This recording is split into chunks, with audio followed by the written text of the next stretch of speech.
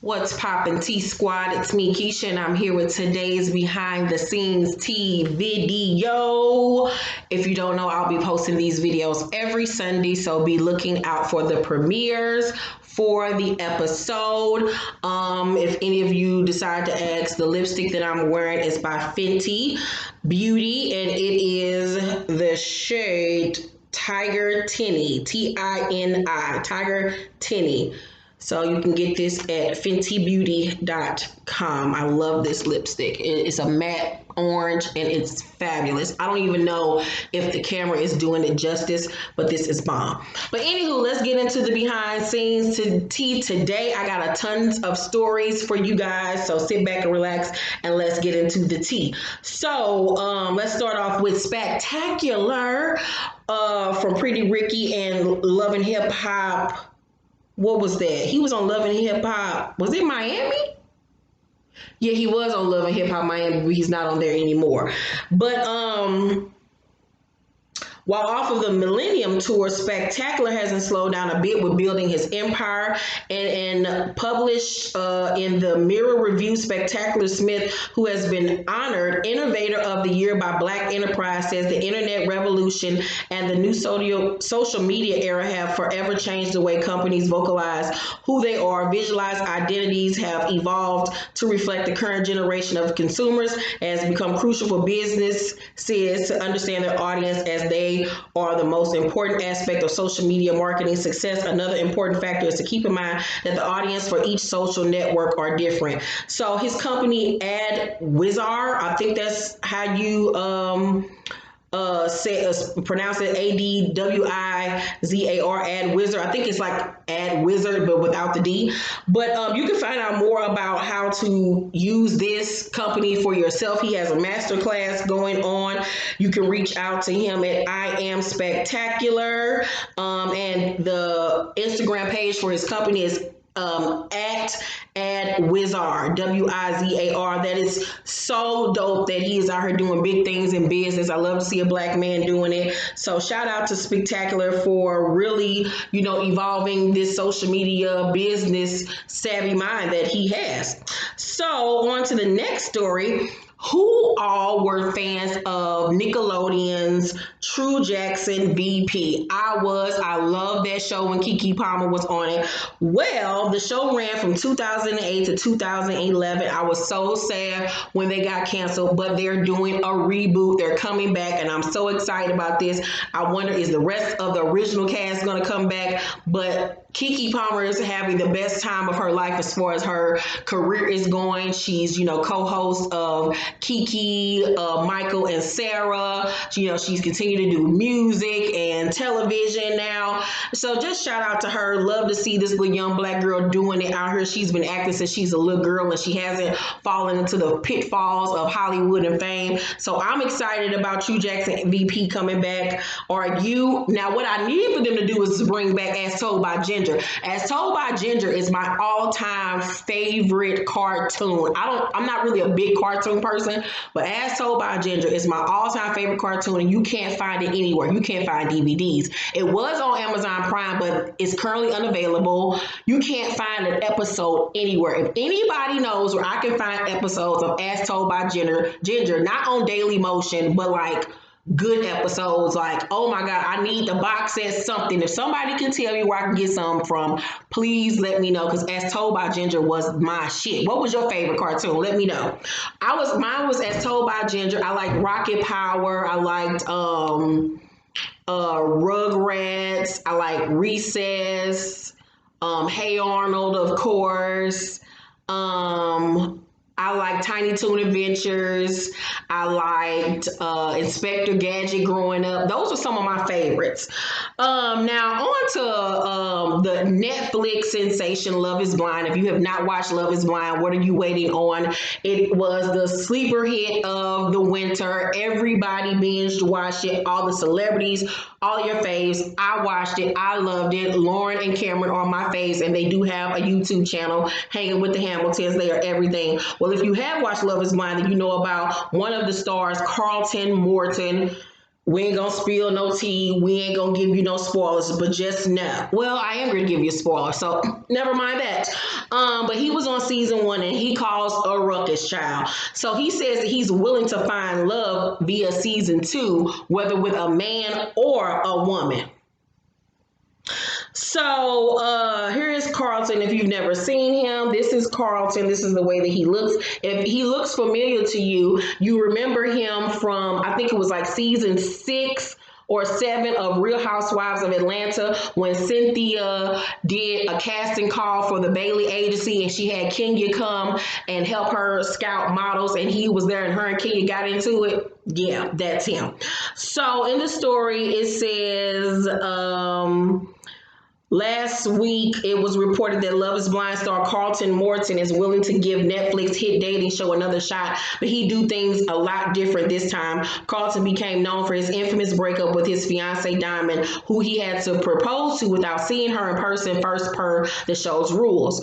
The point of contention came from his revelation of his sexual identity and fluid background after his proposal. Well, now Carlton tells us if he does get another chance to do Love is Blind, honesty will certainly come first this time around, because he doesn't want to give someone else the opportunity to tell his story. Despite his intentions last season when he specifically was looking for a wife, Carlton says gender wouldn't matter this time around as long as his potential spouse is I guess understanding of his sexuality. My problem with Carlton this first season was that he omitted the truth. He waited until after he proposed to her to tell her, and then got mad when she had questions and things that she needed to understand and find out. Like, and he was all in his fifis and started attacking a woman, talking about the way she looked and her hair and this and that.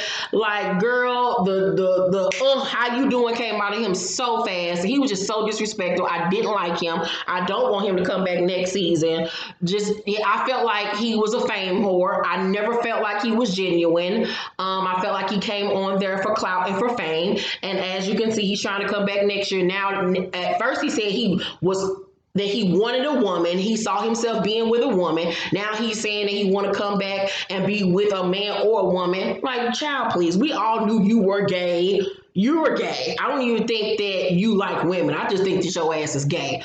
And not to say that bisexual people and their feelings don't exist, because they do. But I think in this case, nigga, you're gay. Just sit in that truth and go on about your life. He's messy. I didn't like the way that he treated Diamond. I just felt like he was just trash. I don't like him. And I just see a fame whore when I see one. But let me know what y'all think about Carlton. Do you think they should give him a second chance, or just leave it alone and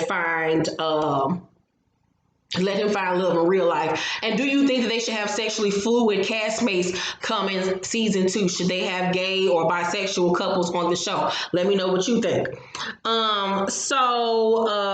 Miss J. Alexander and Jay Manuel were on Instagram Live talking, and the conversation of Winnie Harlow came up. And you remember the infamous Watch What Happens Live interview where Andy asked her, did America's Next Top Model, really help her career? She was basically downplaying the show and said that it didn't help her career. She basically became a supermodel on her own. And everybody was looking like, a bitch, what? Like, if it wasn't for Tower, we probably wouldn't even know who the fuck you are. If it wasn't for the show, you wouldn't have had that springboard possibly. Not to say that you wouldn't have made it on your own, but that show is how the world knew who you were. So this is what they had to say, child. And it was funny to me. Peep Miss J. Alexander's facial expressions.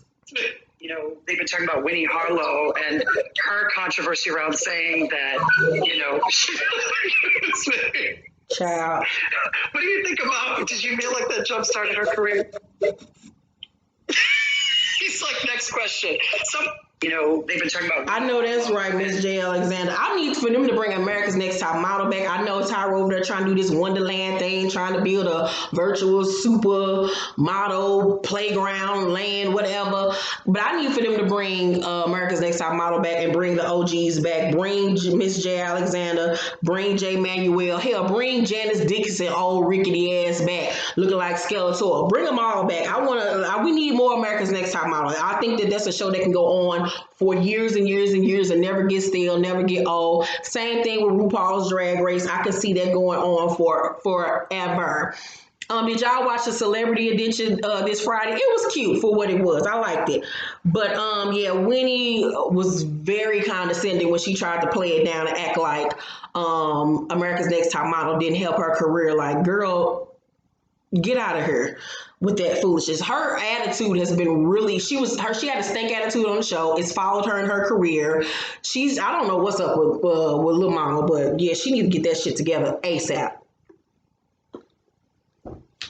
So, my eyebrows need arching so bad, but I'm not gonna arch them until I get done with this book and I can finally comb my hair. Y'all see I try to throw these little curls up in her to give a look judge. I got tired of looking at myself in the mirror like, ooh, bitch. Ooh, shit, I was scaring my goddamn self. I was like, damn, you ugly bitch. God damn. You ain't gonna never get a man. So Gossip in the City posted this tweet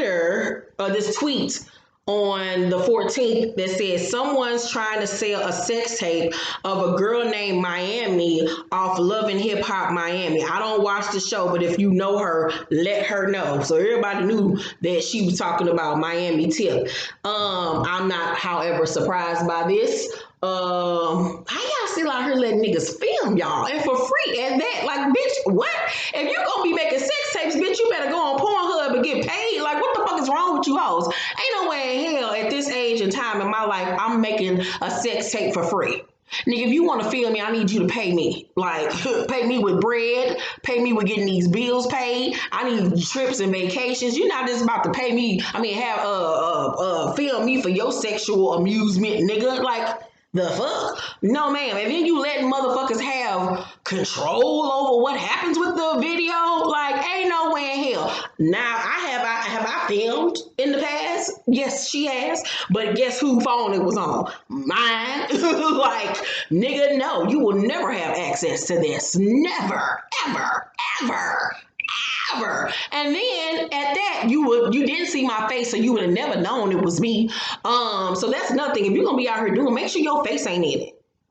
When y'all out here sending dick pics and titty pics and coochie pics, make sure your face ain't in the shit. Make sure your tattoos ain't visibly noticed. You know, there ain't no marks and birthmarks and moles and shit that motherfuckers can point out like, yeah, that's Keisha, or yeah, that's that nigga. Like, come on, y'all got to smarten the fuck up. But Miami Tip looked like she didn't film like several sex tapes in people's basements and Mima's bed. Like, she looked like she done been through some things in life. Maybe this gonna be a part of her storyline next season because she sure didn't have one this one. So maybe that'll be her storyline when they come back after Rona get done killing all of us. So remember this past Sunday when I showed y'all that video of Greg looking like a goddamn mannequin, like he was doing a mannequin challenge when him and Nene did a live. Well, I have some more footage from that where they went live with Erica and Safari and they discussed some shocking details that I did not know about. So here's what they had to say in the interview. How did you feel when you first found out you were going to be a dad? Well, that's a good question. Did you cry? Were you nervous? Did I cry? Well, we were pregnant twice. You know what?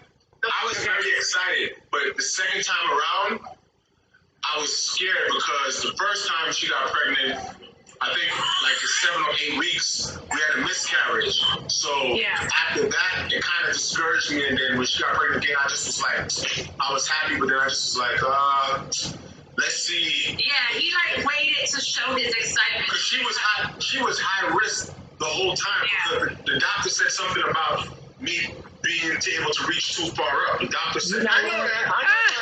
The doctor was like, Safari, there's no way you can use that whole thing. So you give him a sore throat.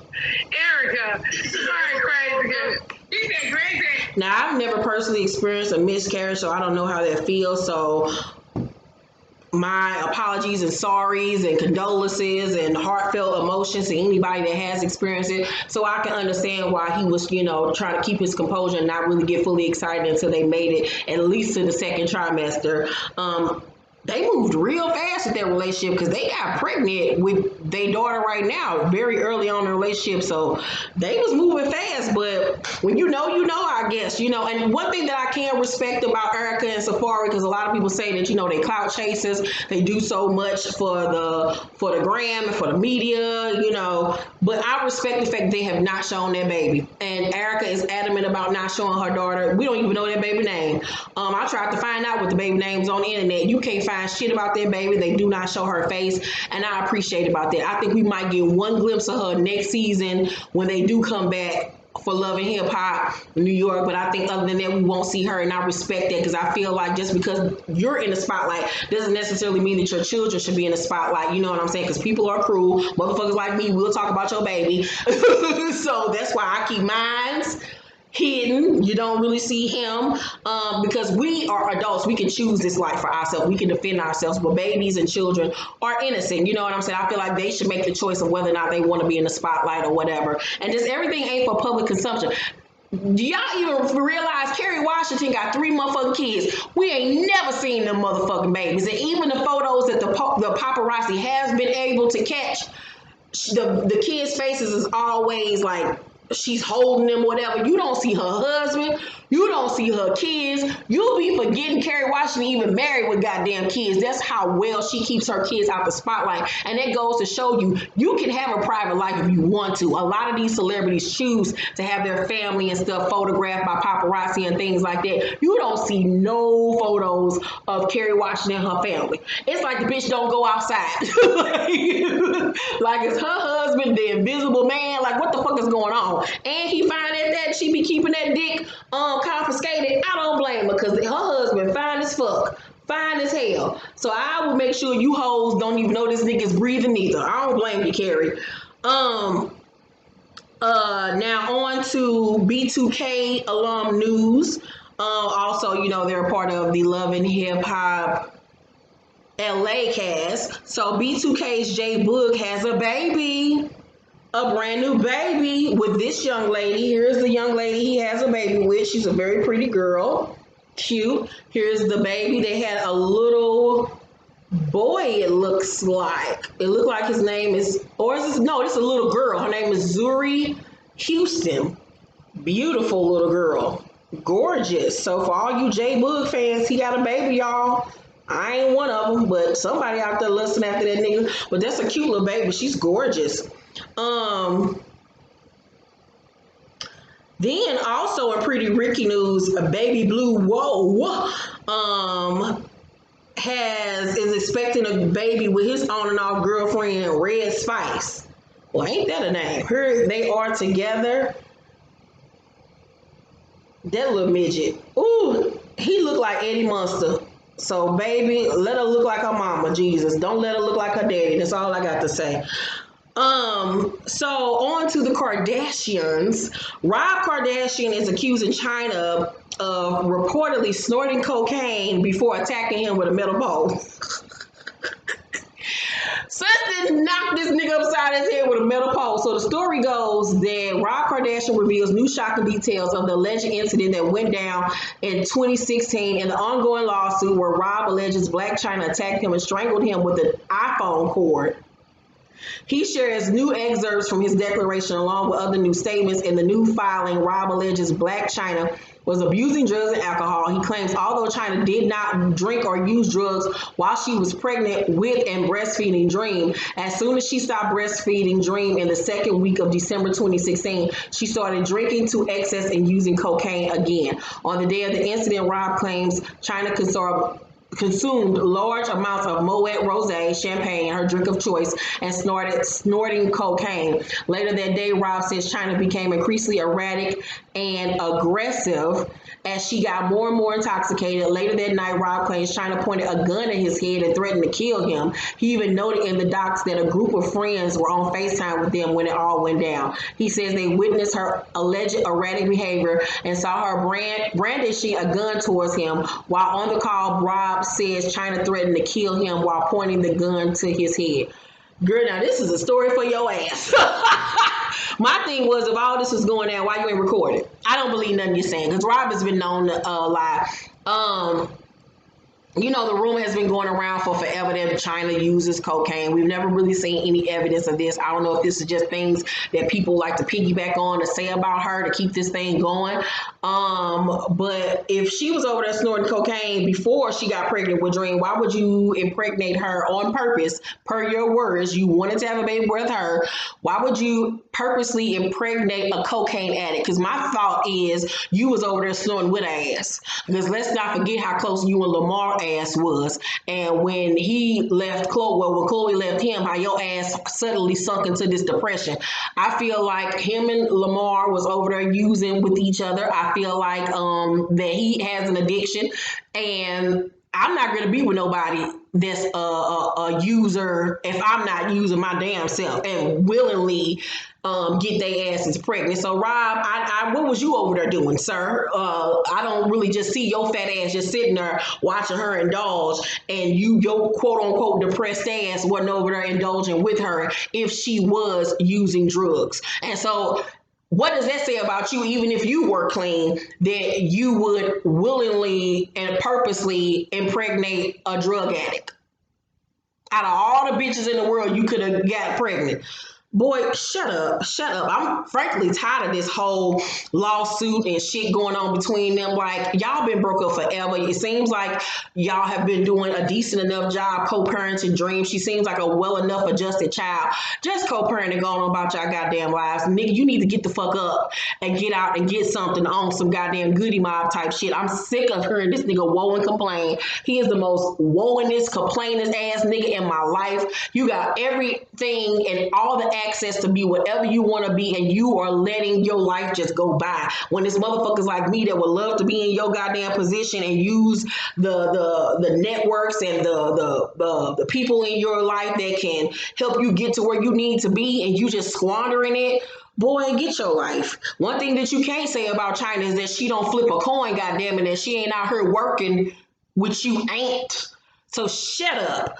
So remember a few months back, I told you all about the story of Youngbird, aka Hitmaker, who got set up and robbed one night while he had some girl at his house, and the girl accused him of beating her. She says that he beat her just because it didn't have anything to do with the alleged well, it wasn't really alleged. Y'all saw the footage of him having this home invasion done on him. So here's the girl's photos. She is fucked up. He beat her ass. God damn, he beat her ass. Wow.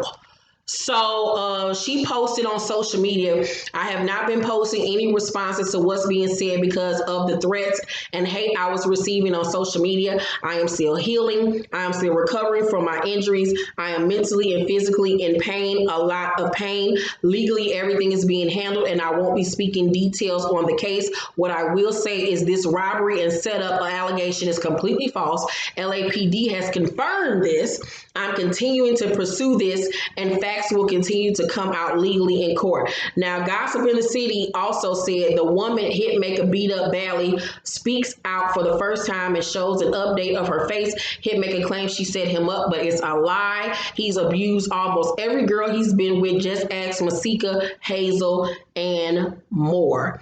We have heard in the past that he has been abusive in his relationships. If he beat that girl up like that, he need his ass whooped. He need his light skinned ass whooped. This is why I don't fuck with you light skinned niggas. You're too goddamn sensitive. You're too goddamn insecure.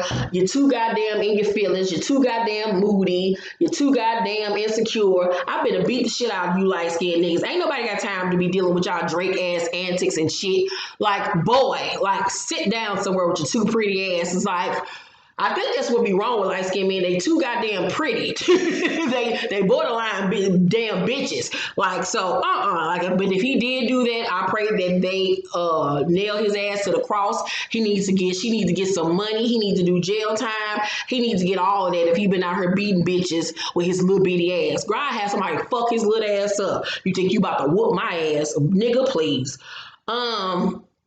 So, Little Women of Atlanta is coming back for a new season. I'm kind of excited about it. For a minute there, it kind of lost steam for me. I thought they was just canceled. Because I hadn't seen new episodes and damn near felt like the last maybe 2 years. But they're coming back soon. And Miss Juicy Baby took to social media to talk about why she was fired from Ricky Smiley's morning show. So here is what she had to say. Out of the window. It wasn't because I had to film Little Women in Atlanta and I couldn't be in Dallas. I was not fired. Other comments were saying that I was fired. So again, that's another reason why I said I feel like I owed it to my fans and to my supporters, my listeners, and everybody else.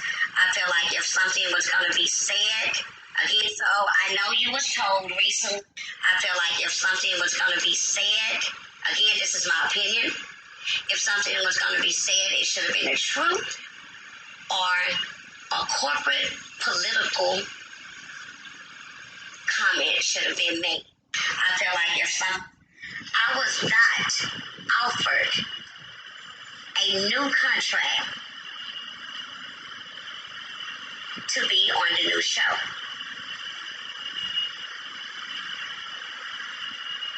And when I wasn't offered a new contract to be on the new show, my lawyers worked very hard, tried very hard to get them to offer something, anything, and nothing was offered. So at that time, I had to realize what my worth was.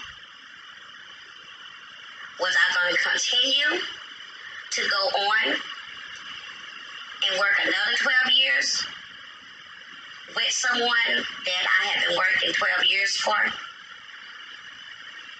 I was not offered. I'm confused. She said they didn't offer her a contract. You were fired, man. I don't really understand. You were fired.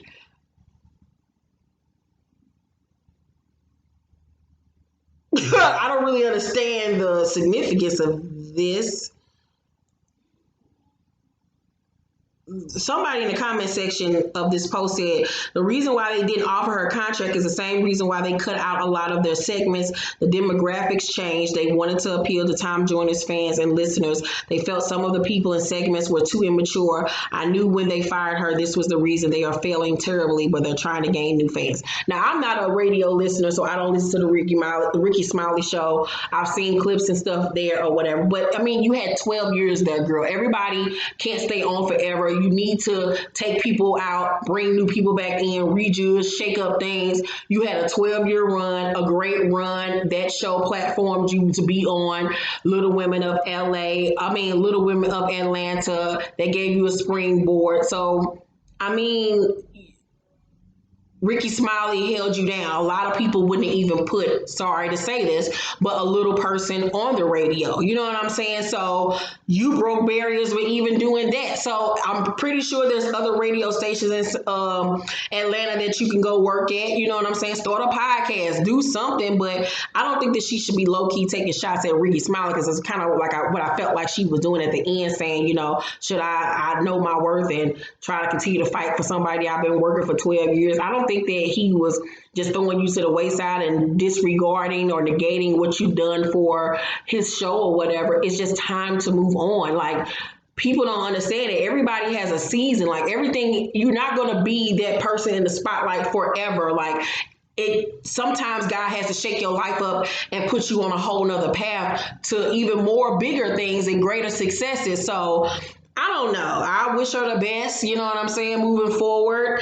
And I can't wait to see where the show is going to go in the future. I do, however, love the Brat. I did like her, Miss Juicy, being on the show. I love the dynamic. But it's time to shake things up. So you remember ex-Love and Hip Hop member not Jess Hilarious. What's this girl name? Rocky. Remember her from like season one or something? Like, no, it wasn't season one. Remember, she used to be on Love and Hip Hop New York. This was the season when Joe and Tahiri first came on the show. Well, she went at Just Hilarious over online threats that Jess made towards her. So, this is what she had to say to Just Hilarious. Jesse, you're hilarious.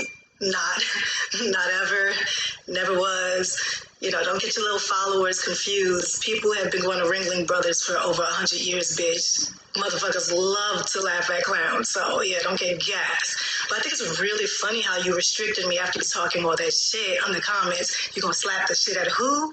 What? And then you make a video and say you're gonna tag Tahiri to do what? First of all, I want to be very clear. Tahiri never put her hands on me then, and it's not about to now. Okay, so let's be clear on that, bitch. We did what we had to do for a check, but you, on the other hand, hoe, don't write a fucking check that your bum ass can't cash, not even at the 99 cent store where you get your motherfucking eyelashes. Raggedy. Okay? Grow up. Don't you got a few motherfucking houses to break up, some happy homes, some husbands you trying to fuck?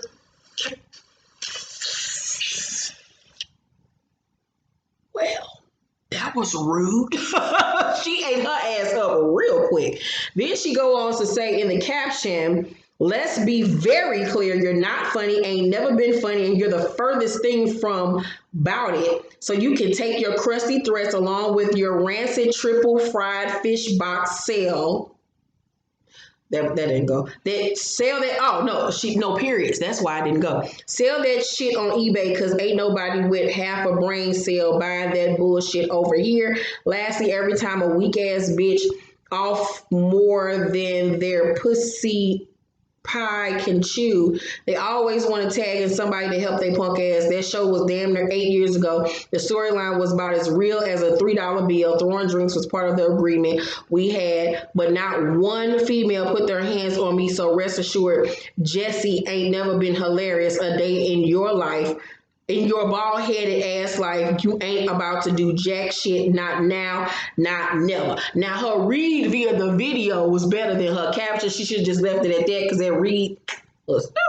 But I want to know like how this whole thing started. Just Hilarious always started stuff with people. She always somebody DM. I frankly don't really care for her. I don't think she's funny at all.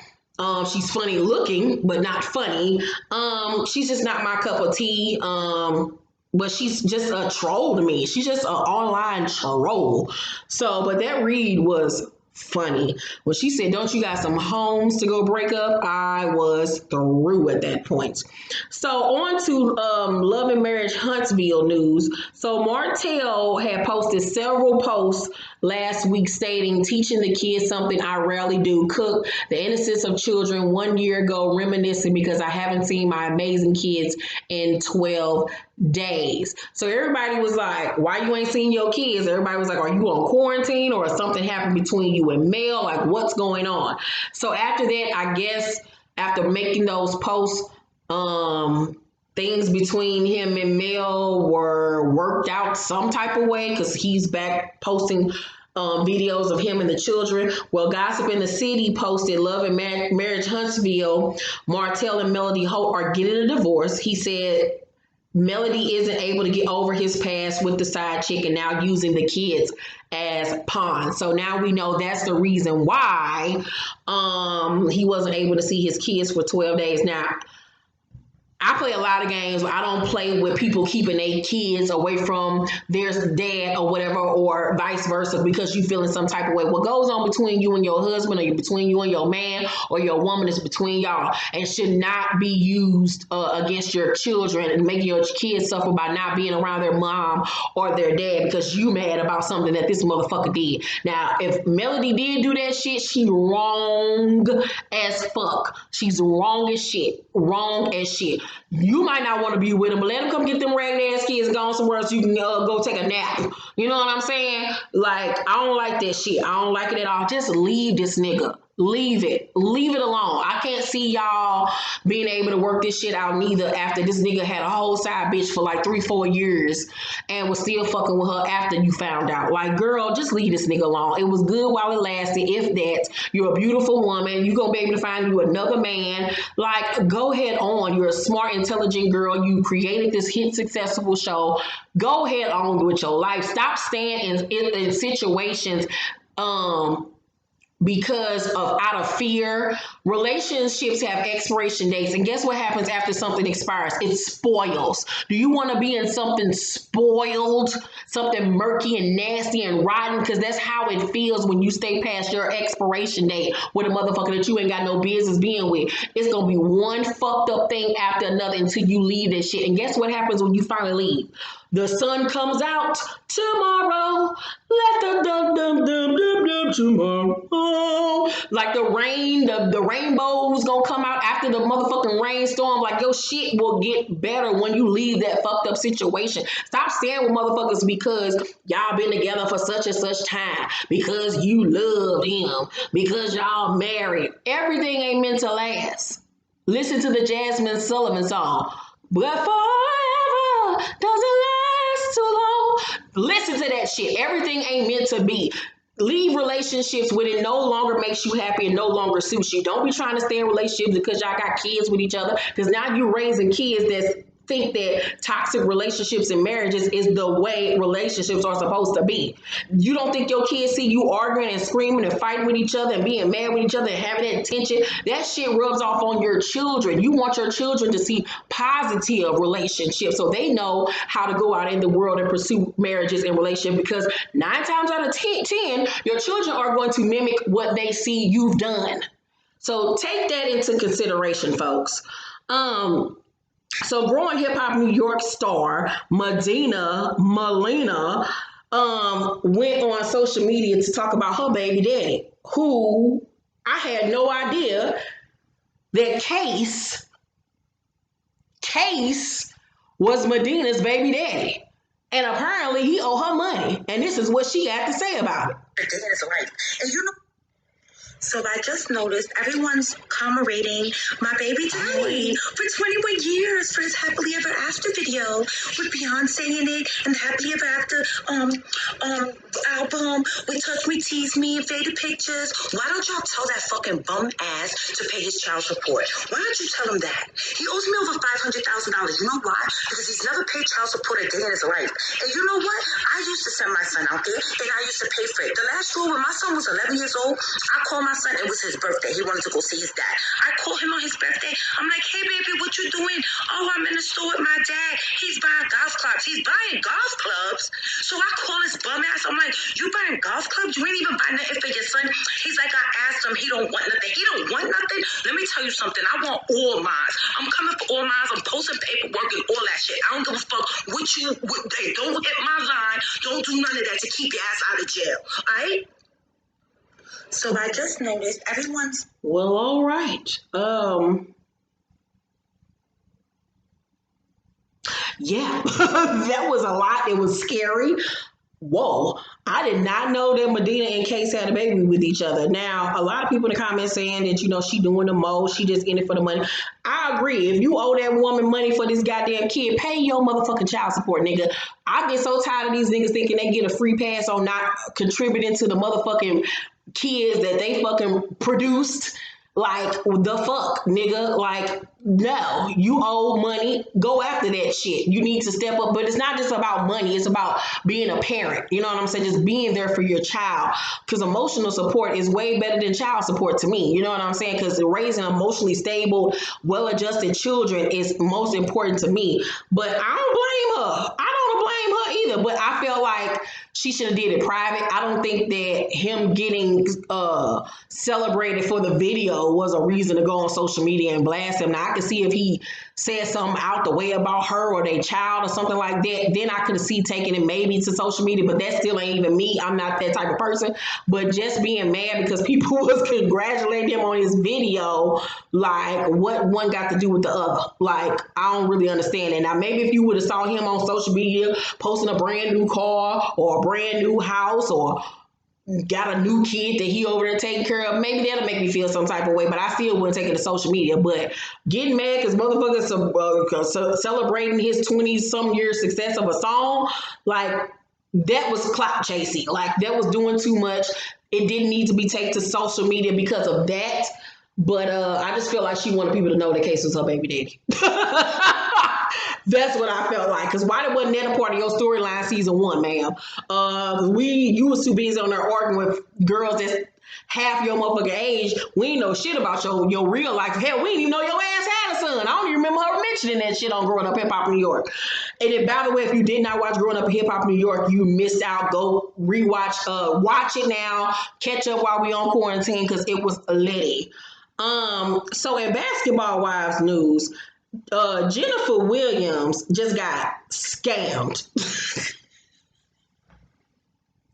by this guy. So she got scammed by this dude. Take a good look at him. So she posted that picture and that post on her Instagram, and it says, "I'm asking for some help finding my Range Rover that this man, Aaron Nichols, stole from me. He goes by many aliases, including Nick, Daniel, or Chris. He has conned many women and men too out of vehicles and large amounts of cash. Lives in the Atlanta area and frequents Detroit, Houston, and Vegas. If you have seen him or are a victim of his antics, please DM me, email my attorney, Jamie Hernan, or contact the Smyrna Police Department in Georgia, as there is an active investigation going on. Thank you in advance." So I already knew when I saw this shit. I was like, she met this motherfucker. He made her think he had paper, had money. She saw dollar signs, fell for the okie doke, let this nigga get close to her, and that nigga ganked her for her motherfucking car. I knew it before I even saw the following post that she made about the situation. So she said,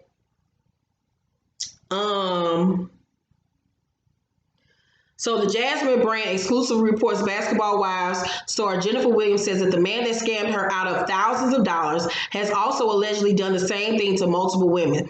This week, okay, we already talked about that. So Jennifer Williams tells us exclusively that the entire ordeal has been a complete nightmare. She says that she and Aaron developed a friendship after meeting in Atlanta at the St. Regis Hotel. Girl, he really got her. She thought, oh, he at the St. Regis Hotel. That means he got money. She fell for the okie doke. He was smart, down to earth, and a nice guy. Jennifer says that she was moving from Los Angeles to Atlanta and had an extra vehicle, Range Rover, that she needed to have parked and put away. She explains that she has 2 cars, a Ferrari that she drives and the Range Rover. She claims that Aaron offered to take the Range Rover for her and park it. Bitch, why would you let some nigga you just met? I don't give a fuck if you known him for 6 months drive your shit. Bitch, I don't trust nobody. If you ain't family and I know I can trust you, why would you let somebody, you was a fool, but you got played. You thought you was about to meet a nigga with money and you got played. Girl, you dummy. So Jennifer says that she was settled in Atlanta. She called Aaron to retrieve her car. She says he would never return her calls or give her any information about when she could retrieve her car. I haven't had my car since November 2019. After filing a police report, I found out that he was a completely different person with a shady record. Jennifer claims that he has a warrant for his arrest. She says that after finding out about his criminal history, she started doing more research. This is when she discovered that Aaron allegedly has done this to other women and men. I found out he has almost 7 kids. He's done this to so many women, and even his baby mamas taking their cars, cash, whatever he can get his hands on. Now he fucking with bitches and niggas. Like, he's an equal opportunity opportunist. Girl, but that's what hoes like you get. Always dating niggas just for their money and thinking you about to come up and have a new nigga that's about to support your bundles and your Louboutins and your Gucci bags, and he played your dumb ass. That's what the fuck hoes like you get. It would have been even better if it was Evelyn, but it was you, and you deserve that shit. God don't like ugly. How they got their asses on Basketball Wives and acting like I tell y'all, karma comes back in ways you never fucking expected. And she would have never expected for her karma to come back like this. You reap what you sow, and that nigga got your ass. And I honestly don't feel bad for it. Because Jennifer acts a fool on Basketball Wives. Her and Evelyn Lasagna. I can't stand neither one of their asses. So good luck getting your car back, girl. Also, I was like, this is why this nigga took their car back. So she did the Savage Challenge. I'm not gonna play the record because I don't want to get copywritten. But when y'all see her Savage Challenge, I was like, this is why that nigga stole your car, why you deserved it.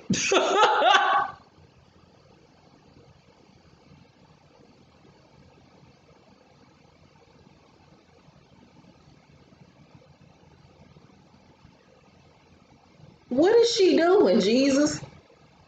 She look like somebody TT at the family reunion trying to be hip. Girl, if you don't get somewhere and sit down with your stiff ass up here dancing like your name Becky. Girl.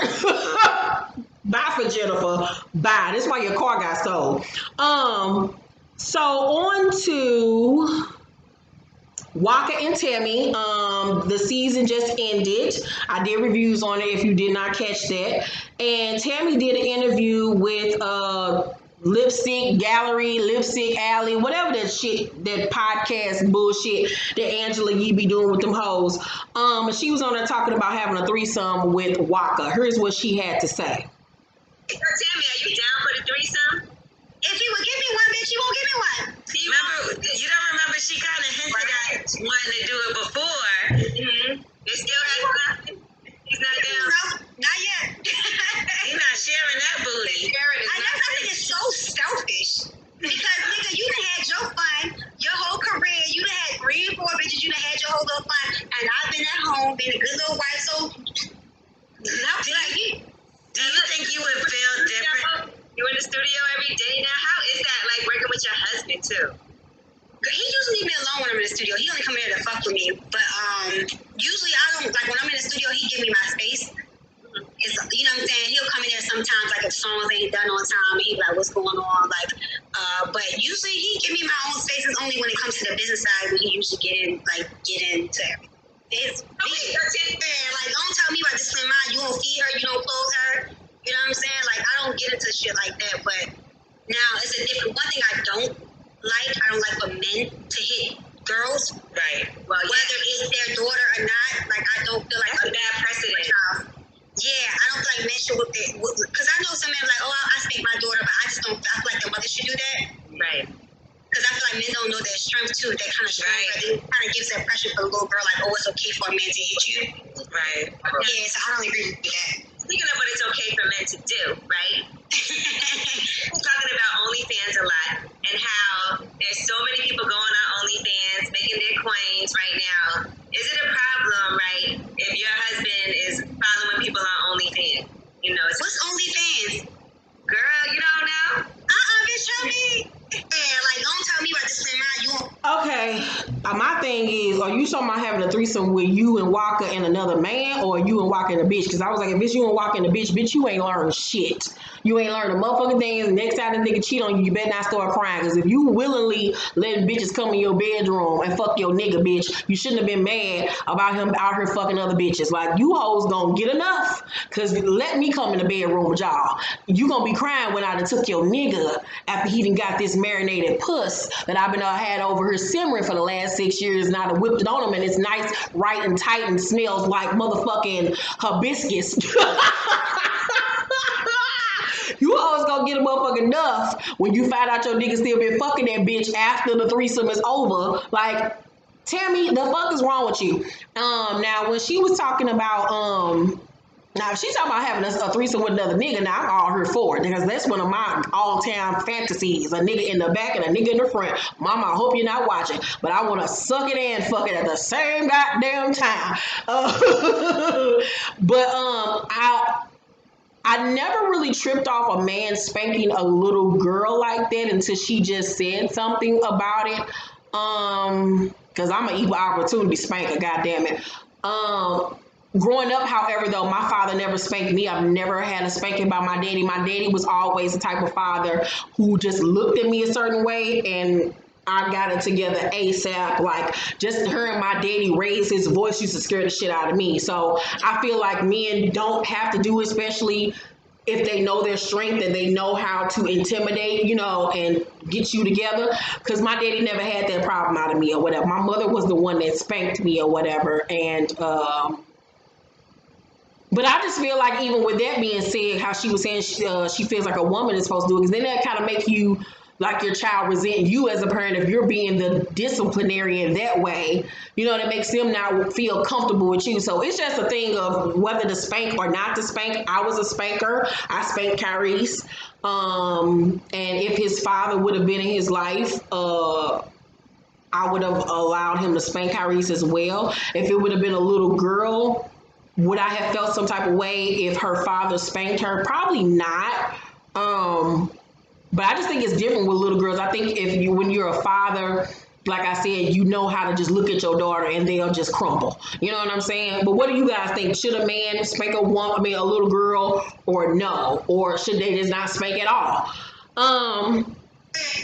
So also in Waka News, his cousin took to social media to get at Gucci Mane to air him out for not taking care of his disabled son, which we've talked about on this channel back in the day. It was exposed that Gucci Mane was only giving his baby mama of his disabled son like $2,500 a month. Meanwhile, him and Keisha K over there living that big ass mansion, buying all of the gaudy Gucci and Louis Vuitton outfits that they can buy, and they can find all the iced out chains and shit. And he barely wants to help his son or acknowledge him in public. So this is what Waka's cousin has to say about Gucci Mane and him not really having a relationship and being there for his son. Niggas that love your son. How can you hate people that love your child? Bam Bam still sees my aunt, nigga. My aunt, Deborah Annie, you want me to put a video out with me at restaurants with your son eating? Your son and your brother? Because your brother and your son is still in our life. Yes, we still take care of your son, nigga. That you don't even want to be around. Fuck you mean, nigga? Yo, straighten up, bro. Straighten up, because you're not a bad person, bro. You're not a bad person, bro. Gucci, you're not a bad person, bro. Straighten up, bro. We still take care of your son, bro. We niggas that love your son. How can you... Like I said then and like I said now, if he is not in this little boy's life, if he's not stepping up, he's a trash ass nigga. I won't support shit you got going on. I don't support niggas that's over here taking care of another bitch kids but ain't taking care of his own. But you have a disabled child and you're not in his life. What the fuck is wrong with you, my nigga? And then he took the baby mama to court to contest having to pay her $10,000 a month when she's the one that has to take this boy to and from, doctor's appointments and all the other things that he needs, all of his medical needs and things like that. And then I look at Keisha K differently too, because how you laying up with a nigga every night that ain't got no relationship with his kids? But then I heard she barely got one with her, so birds of a feather flock together. But child, all of this stuff that people are saying about them is true, baby. Like I said, karma is a motherfucker. You reap what you sow. You just gotta be careful. I pray that girl. I think I heard that the girl ended up getting the $10,000 that she wanted. Give her everything. Give her ass everything, especially since she over there doing it by herself. Give her everything. And that same child that he over here neglected probably gonna be the same one he need in the future.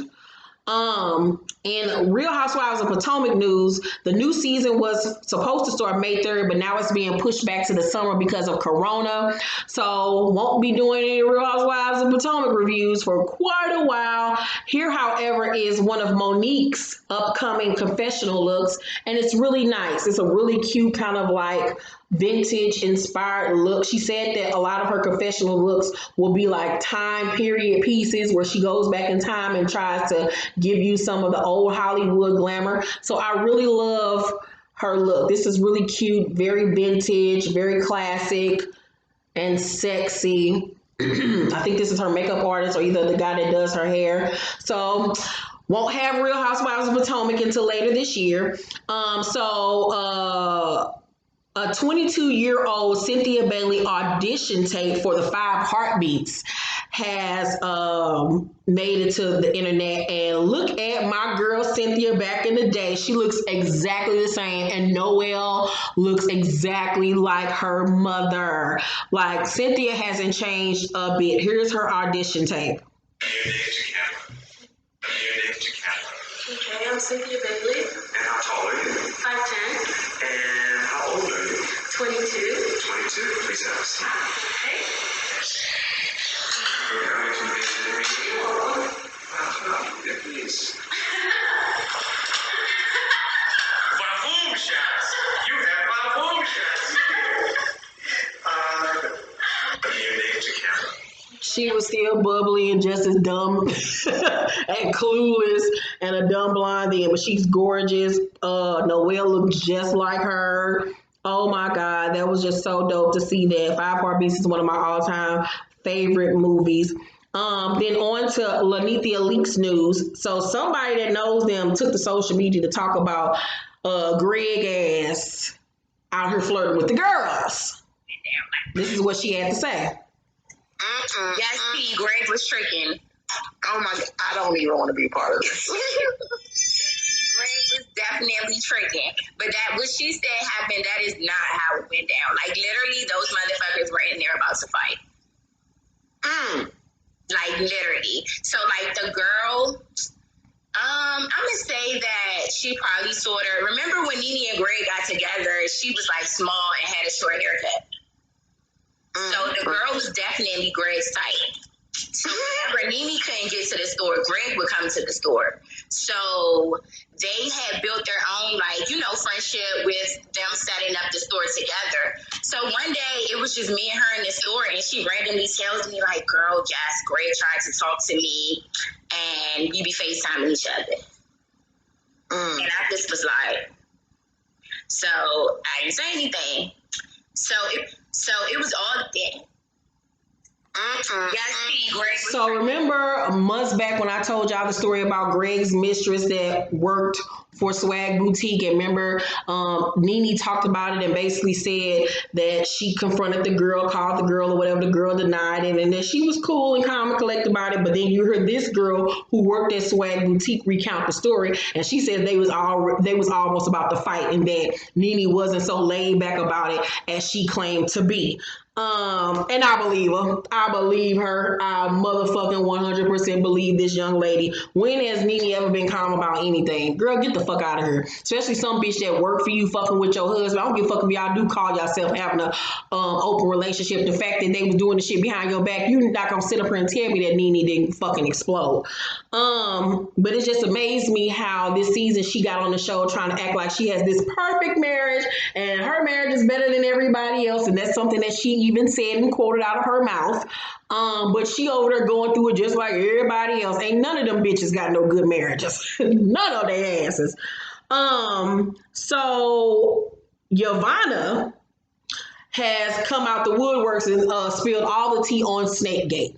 So she did an interview with the Velvet Rope podcast and broke down in tears when talking about her current relationship with Nene, who she came on the show to help. Yvonne said Nene asked her to come on because no one wanted to film with Nene, and that Nene refused to do scenes unless Yvonne was there. She feels used. Yvonne said she was Nene's scapegoat for season 12, brought in as her friend with the goal of having everyone turn against Yvonne, therefore allowing Nene back in the group. As soon as Nene got in with the rest of the cast, she turned her back on her and is also mad she is friendly with Eva and Cynthia. So the reunion was filmed 3 days ago. It's going to be a virtual reunion. It'll air next Sunday, not tonight. Tonight will be the Secrets Revealed episode. And here's what Andy had to say about the reunion after filming. Andy looked wore the fuck out. We just wrapped the Real Housewives of Atlanta reunion. It's 9 o'clock. Even though it was virtual, it was as epic as every Atlanta reunion has been. Here are my cards, putting them in the garbage. I'm going to get some tequila.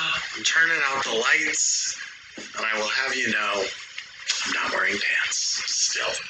Girl, Andy looked like he had been through a child. Here is Cynthia's look for the reunion. Her face is beautiful. Whoever did her makeup did a wonderful job. I'm loving the hair, but it's kind of a little old ladyish. Unless her dress is very sexy at the top, the hair is kind of giving me a little bit too older ladyish, but I love the hairstyle. Cynthia for me hasn't really been bringing it at the reunions like she used to. But after that came out,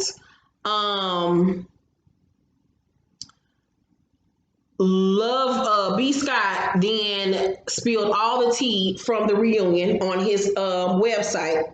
And this is what he said went down at the reunion. He says Nene Leakes. He said, cutting right to the chase, Nene Leakes has been revealed as the mastermind behind Snakegate. If you remember, we told you that friend of the show, Yvonne, never actually had or heard the alleged audio of Cynthia Bailey trash talking Nene. Yvonne appeared during the reunion and revealed that the Snakegate audio never actually existed and that it was all a ploy Nene created to stir up a storyline. According to Yvonne, she went along with Nene's scheme because it was a way for her to finally become a full-time housewife and not just that bitch from Clark, Atlanta. As we saw all season, Yvonne, who Nene introduced to the group last season, got more camera time this season, having one-on-one chats with Cynthia, Eva, and a few of the other ladies. All of Yvonne's conversation revolved around the non-existent audio. Prior to the reunion, Nene caught wind that Yvonne was invited to the reunion and sent Yvonne a cease and desist letter in an attempt to stop her from speaking on the truth. It wasn't long ago that Nene sent Portia Williams a cease and desist letter after the public Instagram falling out. A few years ago, Nene also sent Kenya Moore a cease and desist letter on her birthday. That seems to be her thing. You already know how we feel about cease and desist letters because I guess Wendy Williams sent him a cease and desist letter.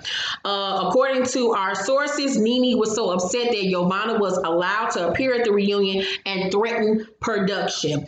Portia and Nene are back being big sister, little sister, and came to the reunion very clearly on the same page. Whenever arguments broke out, the dynamic seemed to be very much Nene and Portia versus Kenya, Eva, and Candy. Nene and Candy got into it over a few things, but during their main argument, it was revealed that Nene basically hired Lisa Bloom to put legal pressure on Bravo. The dumbest idea ever. That explains why Nene has suddenly taken issue with Candy's spinoff. Nene told Candy that she would be getting some kind of legal paperwork also. Of course, Nene and Kenya got into it. Nene went in on Kenya's marriage to Mark Daly, but that was to be expected. Kenya hit back with allegations of Nene Leakes' secret boyfriend, a man named Rodney, who lives in D.C. Sources all have previously told bscott.com that Nene is in fact dating a man named Rodney who lives in D.C. and works for the USDA. We hear that they spend time together whenever Nene's in Maryland checking up on her swag boutique at MGM National Harbor, but we digress. Eva the Diva has finally arrived. According to our sources, the Eva we got glimpses of throughout the season came in guns blazing and ready to secure her peach for next season. Eva read Nene down to the ground and laid everything out with Portia. We're told that off camera, Portia took issue with Eva saying that PJ looks like Dennis McKinley and felt she was trying to call baby PJ ugly. Well, I mean, you the one fucked him and had a baby by him, so you can't get mad because your baby came out looking like her daddy who ugly. Is your baby ugly? No. Do your baby look like an old granny? Yes. Since Nene had issues with everyone, we're told she left the virtual set several times and eventually just didn't come back. It's unclear if they'll edit her throughout both reunion episodes, but she was not present for the end of the taping. As for Cynthia, we're told she rolled the fence as always. Tanya Sams appeared and got into a short back and forth with Kenya Moore, but Tanya isn't really one to argue, so it fizzled out. Marlo Hamlin also made an appearance, but it was difficult to understand her. We're not sure if that's because of her speech. Shade.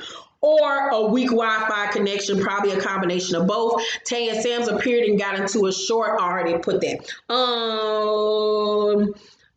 It should be also noted that both Nene and Marlo made a stop through Titty City on the way to the reunion because both ladies had their girls out and almost on full display of the camera. That reminds us of earlier this season when Nene arrived to a scene with her whole breast out.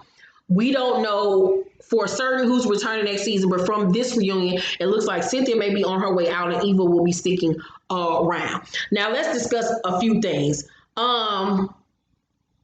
So Nene and Portia being big sisters again is just fucking ridiculous. Portia's an idiot. All of social media is turning against Portia because they like, girl, you just so goddamn stupid. You a follower. You easily are not even manipulated, but you just an idiot. Nene and Candy going back and forth. Like, how are you mad because she know how to produce and secure the bag and get television shows? You can't get mad at her for that because Bravo has yet to offer you a spinoff. Obviously, it's a reason why you have not come up with a good idea. And the fact that you hired Lisa Bloom, the most ridiculous attorney in Hollywood to represent you, says a lot. Like, girl, Lisa Bloom, and why would you hire Lisa Bloom to go up against Bravo? Like, you're just further digging yourself into a hole with the network. Nene and Kenya going back and forth. I mean, that's to be predicted that she was going to have things to say about Mark. I'm happy that Kenya brings up her relationship with her boo thing and DC. Hopefully Kenya comes with the reads because she was not prepared in Greece. I'm ready to see Eva read the house down. This is the Eva we have been waiting for. She was locked and loaded, and I'm ready for the bullshit. Cynthia riding the fence. I'm over it. I'm over it. This bitch don't like you. She has made it clear that she don't like your dumb ass, Cynthia. And she has done several things to try to get you off the show, cuss you out, did this and that, and you steady riding the fence when it come to Nene. Like, what more does this woman have to do to you? I'm ready for Cynthia to go. Her and Mike can ride into the motherfucking sunset. I think I want to leave this relationship again. Like, I really honestly do, because they're making me look bad at this point. So after all of this tea came out about the reunion, Nene posted this screenshot from her text thread with Giovanna, and here is the text message, and it reads, "Okay, meeting with Cynthia. I guess that's tomorrow night. Okay, meeting with Cynthia tomorrow night. Candy may or may not come. I don't know if I ever told you. I know Matt bitch." I guess that means we bitch. Kenya's ex, he's family. I'm working on getting some dirt on the bitch, Kenya, because I already know she gonna try it. And then she captioned it, "Dropping nuggets every day. Stay tuned. Good night." Now, Nene then did her videos that she posts on YouTube where she tries to make it seem like there is audio and that this based off this text message, because she said she sent this text message to Cynthia to prove that Giovanna came there to tape her and did tape her. Here's what Nene had to say, child. Here's what she had to say.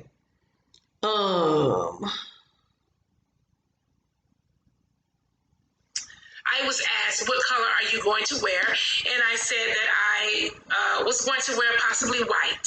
So I was told that 2 other people are possibly going to wear white. So you might want to reconsider. And I said, say no more. Absolutely. If 2 other people have already considering wearing white, I will wear something different. They said, so what colors are you thinking? I said, I'm thinking maybe a royal blue or a pink. And they said, okay, well, those are good colors. And I said, okay. So the night before the reunion, I started to pick things out and lay things around and decide what I was going to wear. I settled on black sequins. And I said, well, I'll just wear black sequins. I felt like it was comfortable. I liked it. The morning of the reunion. Once I arrived at the viral reunion, I noticed that all the girls, I was asked what. Now, before we even continue on, when she said that when she told them that she was considering wearing blue or whatever color, they was like, that's a good idea. You could tell they was like, that was like letting you know when somebody said something like that, they were basically saying, I don't really think that's a good idea. You wear that. So I call bullshit right from the start. When I say all the girls, That would mean everyone except for Marlo and Tanya, because they were not on at the time yet. I thought, dang, everybody has on white. That's weird. And then I thought, let me just text Marlo. So I text Marlo. I said, what color are you going to wear? She said, I'm wearing white. And I said, you are? She said, yeah, I'm going to wear cream and white mix. And I said, okay. Well, maybe I should text Tanya. So I text Tanya. I said, Tanya, what color are you wearing? And she said, white. So I thought, okay. So she wearing white. Well, here I am sitting in black sequins. I was told that 2 people were thinking about wearing white, and I probably should reconsider. So I started toying with myself in my brain, like, should I stay here in this? I really like what I have on, wearing white. I'm toying with myself in my brain, like, should I stay here in this? I really like what I have on, you know. Should I change? Should I not change? Da-da-da. So I text Greg. And Greg said, if I were you, I would change. You look like a target. You look like a villain. You look like, you know, a black sheep. And I said, oh, okay. Well, anyway, he don't know. Let me text Alvin. So I text Alvin. And Alvin said, get up and change. You should change. And Alvin is a friend of mine. And I thought, Some Love and Hip Hop they're Miami. starting though. They're already starting. And Greg texted me again. He said, did you get up and change? And I said, but they're starting. Like, dang, they're starting. I'm going to look like, you know, jacked up. And he was like, I don't care. You should change. And I said, oh, my God. Just as he started to talk about toying with myself in my... And I said, oh, my God. Just as he started to talk about welcome to our first, you know, viral reunion, I just said, oh, forget it. I'm getting up. Before we even get this started, I got up, ran in my closet, and was just in a frenzy, just looking for something white really fast that I think I'm gonna look nice in, like anybody else, or you know, whatever. So from the gate, I hadn't laid out anything, so I think, okay, I'm just gonna jump in something. So I just jumped into something. I had some earrings that were laying there. I was like, these will be great. Let me grab this. Like, you know, I have a lot of clothes. I have a lot of jewelry. But, you know, like anybody else, I would have wanted to be able to really lay out what I was going to wear. You were. So I jumped in that. I jumped back on camera. And I said, oh, my God. Oh, wow. Her thirst level was at an all-time high. I did nothing to her. If I did something to her, please tell me what it was. Please tell me, what did I do to her? I did nothing to her. The executives said she could not shoot on this show. I have the text message. I have the emails stating from them that they do not want her on this show. And I told her, my leopard event that aired on this show, she was there. She was downstairs. They wouldn't allow her to come upstairs. She knows that. What did I do to her? What did I do to her? I want to know what I did to her. I said to her, I will never F you. Never. You will have to F me first. And then I'm going to F you, her. I will never F you. Never. You will have to F me first. And then I'm going to F you back. And that's what I'm going to do. Okay? It is not in me to be doing that crap, okay? You thirsty people come around this show, smile in people's face, and then pretending you some friend, and then you're not. That's all it is to it. I did nothing to her. Nothing. Her thirst level was so high. I guess she felt it was better to be friends with 3 people than to be friends with 1, and maybe it would help her get on the show. But she's the dumbest there is. You ain't gonna be on the show. Period. You're not gonna be here. They used you for what they needed to use you for. You're not going to be here. And what other show would have you around? You recorded, Cynthia, and you did. I have the transcript. I will never, I have all of the text messages. You did record her, period. And I sent them all to Cynthia yesterday, and I have more to send to her. You recorded her. I didn't know, it didn't make sense for me to sit and talk to her about nothing when I did nothing to her. I did nothing to her. When, I'm going to tell you something. She went on the show called The Sister Circle. Everybody started hitting me up and saying, Yo-Yo is on there and said you made up the recording.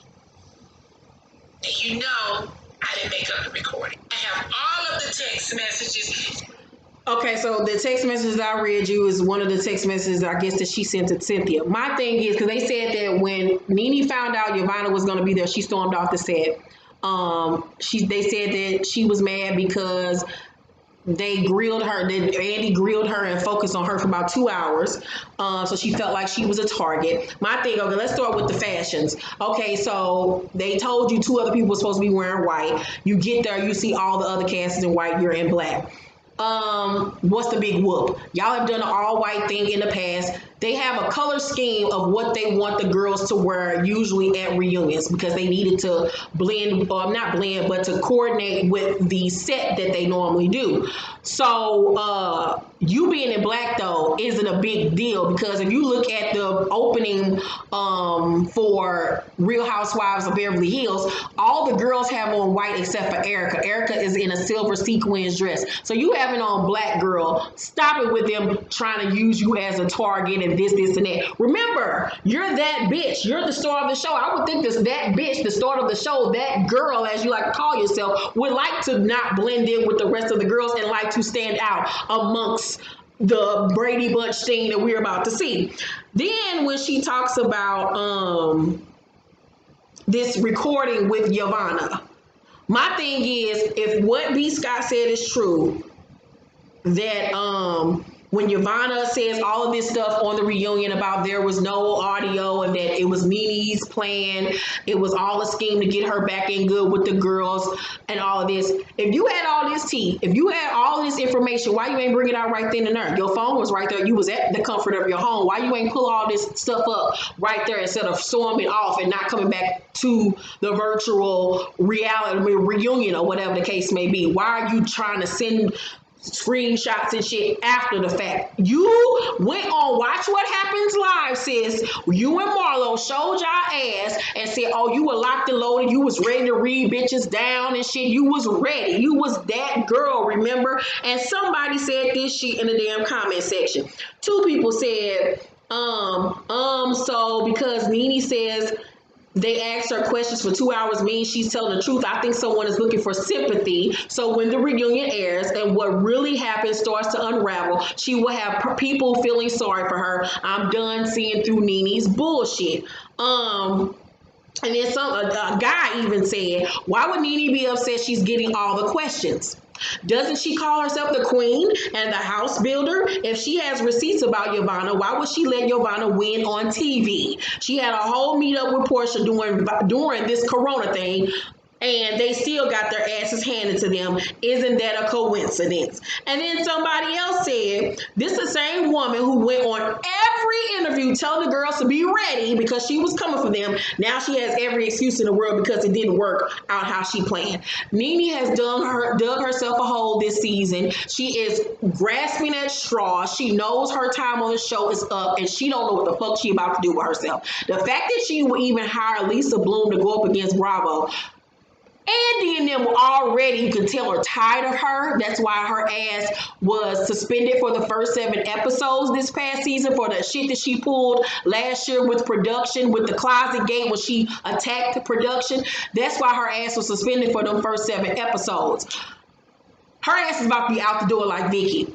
Mark my words, this coming up season, when they do start back season filming for season 13, I think they're going to do her just like they did Vicky. they're going to demote her ass down to a friend, and then they're going to fire her ass. Because the fact that you would hire an attorney to go up against Bravo, it's like, how dare you? First of all, now you're blaming Bravo or trying to set you up to be the target of the reunion. Like, and she's lied so many times this season and got caught in her lies. I just don't believe shit that Nene says. It's sad to see her go out like this because I've said it a billion times on this channel. I loved old Nene. And somewhere along the line, she's lost herself. She got caught up in fame and everything and this persona that she's created for this show. She's turned herself into her own worst enemy and a villain on the show. She's unlikable now. She's not relatable anymore. And it's just sad to see her go out like this because you were an OG.